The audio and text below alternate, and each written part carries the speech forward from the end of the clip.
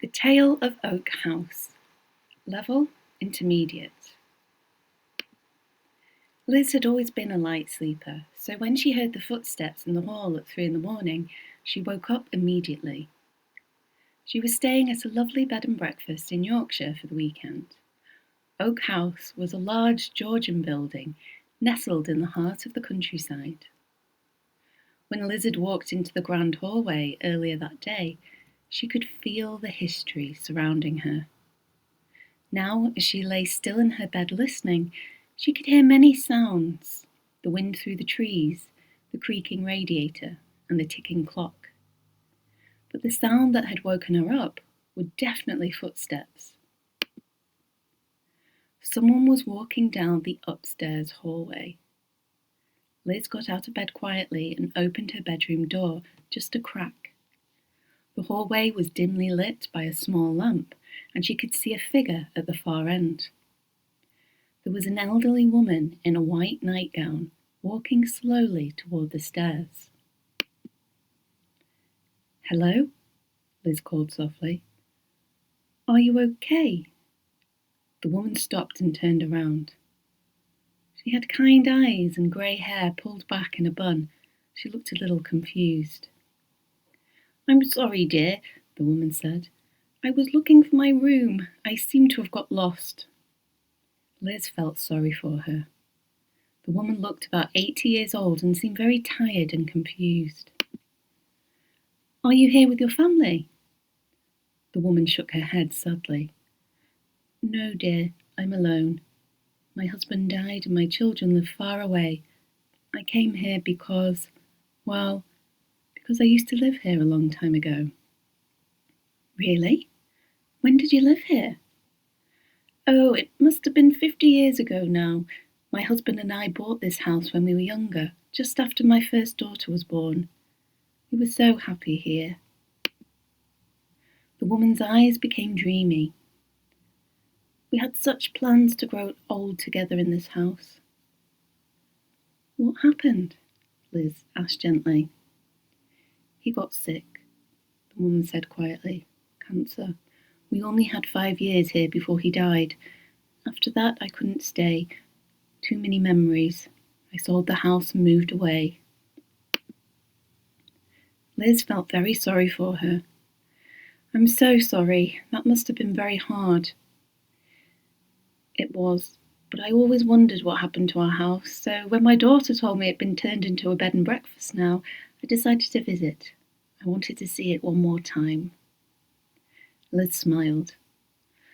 "Well, I'm glad you came. Would you like some tea? I could make us both a cup." The woman's face lit up. "That would be lovely, dear. You're very kind." They walked downstairs to the kitchen together. Liz made tea while the woman looked around the room.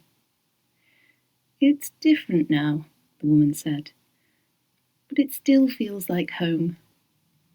They sat at the kitchen table and talked for an hour. The woman told Liz about her life, her husband, and her memories of the house. Liz had never met anyone so interesting.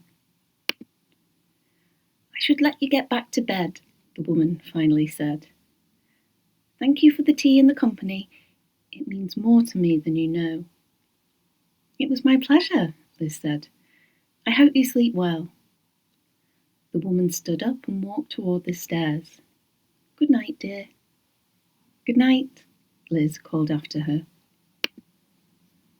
The next morning, Liz went to the front desk to ask about the elderly woman. She wanted to make sure she was okay. "Excuse me," she said to the manager. "I met one of your guests last night, an elderly lady with grey hair.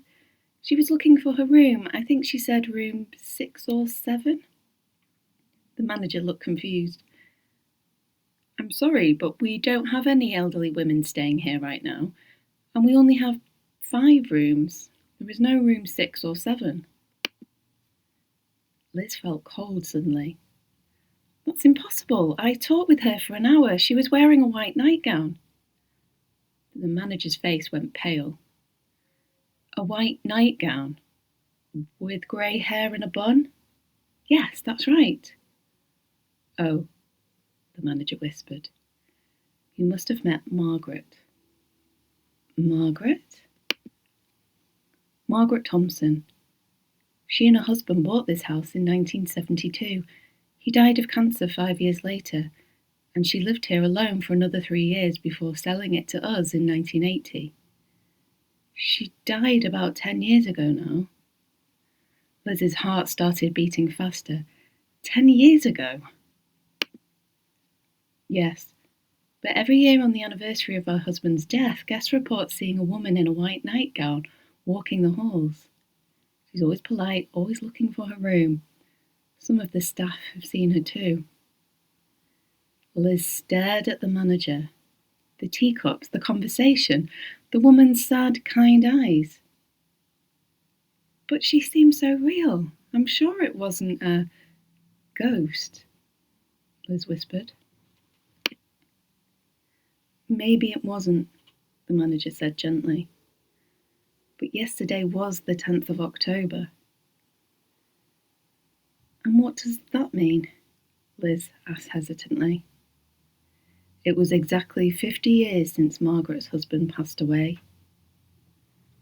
And in that moment, Liz knew the truth. Ghosts were real.